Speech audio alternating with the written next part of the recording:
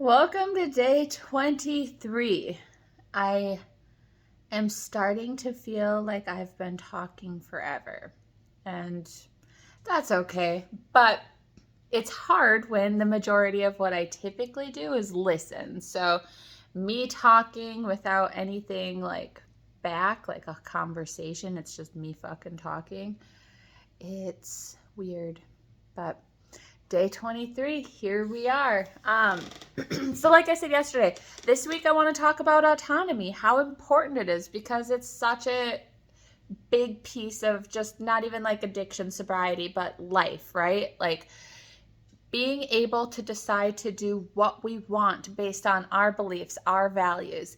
And a little bit more of me and my personality is probably going to come out in this versus what I would show a client by any means, but I really think that us as like a society, as humans, we've complicated things way too much. We've really fucked some shit up, right? Like I think we need to take ourselves back to a different kind of simplicity. And by that I don't mean, like less technology, shake my angry old person fist by any means. I just mean realizing like what we truly need out of this world is like food, shelter, love, happiness. Remembering that we only live once, trying to experience things, feelings, people, that type of thing. I don't think we need to work our asses off for the newest gadgets or to prove ourselves or anything like that. I think that we just kind of need to be more simple, appreciate what we have.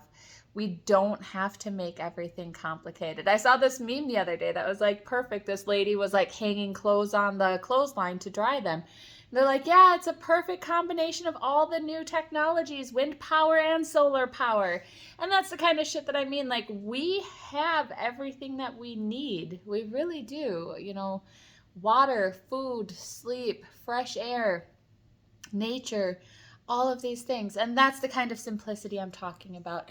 And how it relates to today and autonomy is that a lot of times when we're talking about addiction, and a lot of times, like in my world, because it is true in my world, like we see really hard fucking cases. We see a lot of complications. It is difficult, and we do go through a lot, right, to get to the end result. But I want to point out it doesn't have to be that way. It's not even the majority. The majority of people with addictions stop on their own. Like up to 2/3 of people with an addiction stop on their own.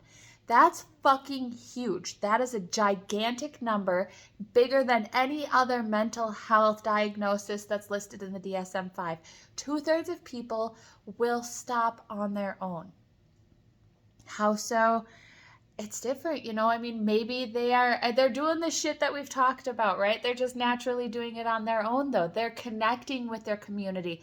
They're making their rat park a happy place. They're getting all of their needs met so that they don't have to go to the substance anymore. Whether it's treating your mental health or finding joy in your life, more of these simple concepts. It's not like I've had this huge trauma that I need to completely fix, otherwise I'll never stop using again. It's not always that complicated. Sometimes you just have to change a couple things, right? And honestly, truly be genuine to yourself. If you're listening to that inner voice on the inside, if you're following that gut feeling, that intuition, and letting that be your guiding source, it's going to take you where you need to be. It's just as simple as that. Another reason that we're seeing this is addiction is something that a lot of people, and I say a lot, I don't say all, because I've had my share of clients in their 60s, 70s, 80s, but a good majority age out. I don't remember what the percentage was, but it was like a stupid high percentage of people that their symptoms of addiction go away by the time they're in their 30s, right? So it's this younger 20s to 30s that, you're seeing it in for a lot. And then after you reach 35 was the number. After 35, some of the symptoms are going away. And what is the reason for it? I mean, typically by then you've been using what, like 10, 15 years. What it comes down to is people get sick and tired of being sick and tired. They don't want to fucking feel that way anymore. And that's where change comes from. And that's why autonomy is so important. Making the decision for yourself. If you choose to do something yourself, you're far more committed to it. Whereas, like, if you're coerced, if the court tells you need to, or probation tells you need to, you're going to have some level of resentment about it, right? Like, you need to adopt this as something that you want to commit to and something that you want to do. That's where the commitment comes from. But that's what we're seeing in these populations that are doing it on their own, is they're sick of their own bullshit. Like, once we're sick of our own bullshit, we start changing things. We don't want to feel this way. You know what? Hangovers feel like fucking shit. I don't want to do it anymore. I am so sick of going through withdrawals. I don't want to do it anymore. I'm sick of the lying. I'm sick of the hustle and bustle. Like, as we get older, these things that used to excite us or give us adrenaline that we used to feed on, it's not the same anymore. I mean, it's a natural process of aging that we go through where, our shifts change. Like, at first we're figuring out ourselves and the joy and that kind of thing.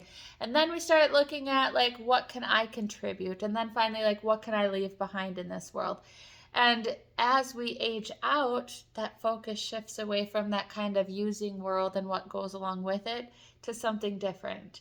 And again, that's just my ideas into why it happens. There could be a bajillion reasons why it happens, but aging out is a thing.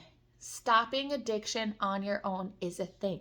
It's a very, very common thing. And what you see, like I said, I'm a substance abuse counselor. I don't see those people that just kind of do it on their own. I see a different side. So it's not that I'm biased. It's just I'm not seeing that group of people. So the whole point of this being is we don't have to make everything such a big, complicated process. We can do things in a simple kind of way, right?